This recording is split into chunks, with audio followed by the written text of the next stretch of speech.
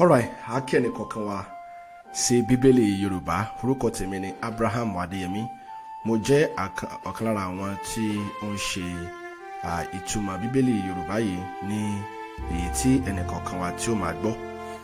Ní báyìí mo fẹ́ ṣàlàyé bí ẹnìkọ̀ọ̀kan wa bí a ṣe lè dánlódù Bibeli Yoruba yìí sí orí fóònù wa tàbí sí orí kọ̀ǹpútà wa.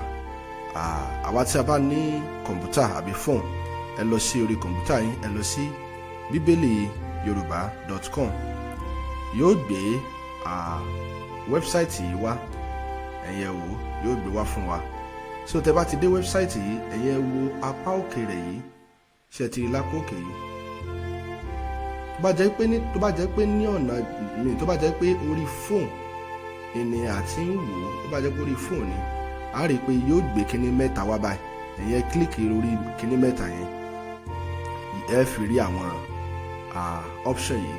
So tó bá jẹ́ pé ẹ fẹ́ gbọ́ ni, ẹ kílíkì lórí listen, yóò gbé wá fún yín. Ẹ lè fi àwọn orúkọ yín sílẹ̀ àti phone number yín àti email yín.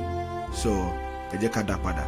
Ṣùgbọ́n bóyá ẹ̀yin fẹ́ download ẹ fẹ́ máa ní access sí internet ní gbogbo ìgbà, so ẹ fẹ́ máa download ẹ ní all the time, so ẹ wá máa lọ sí download yìí. Tẹ́ bá ti dé orí download yìí, ẹ̀yẹ wo ohun tí ó ṣẹlẹ̀ ńbẹ̀. Ẹ jẹ́ ká download ẹ. So the same thing náà níbi wá yóò wá gbé pé kẹ́ ẹ insert orúkọ yín. So ẹ jẹ́ kí n fi orúkọ mi sí. Ẹ wá lọ sí, ẹ click lórí download. Tó bá ti gbé download wá, ṣe ti rí, yóò gbé àwọn list ìwé Matthew, Marku, Luke, John. So ẹ jẹ́ ká lọ sí Johannu mo fẹ́ download. Johannu mo fẹ́ download. So ẹ jẹ́ ká download Johannu.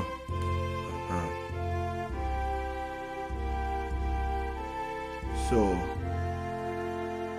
ṣe ti rí, ó ti ń download ẹ̀ báyìí ní Johannu.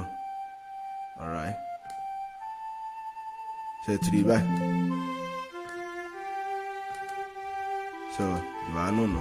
Bibeli Yorùbá tí ẹ fẹ́ gbọ́ wá láti Bibeli. So Bibeli Yorùbá fún ọ̀pọ̀lọpọ̀ àwọn tí wọ́n wá láti download Bibeli yìí, ó ti wà ní àrọ́wọ́tó wa, ẹ sì lè download ẹ̀. Ẹ ṣé gan ni. Ẹ má gbàgbé, ẹ jẹ́ ká share pẹ̀lú àwọn ọ̀rẹ́ wa, àwọn tí wọ́n fẹ́ láti máa gbọ́ Bibeli Yorùbá ṣùgbọ́n tí wọ́n lè ka Bibeli Yorùbá. Ẹ ṣé gan ni tẹ́ ń gbọ́ wa. Ó tún di ọjọ́ mìíràn.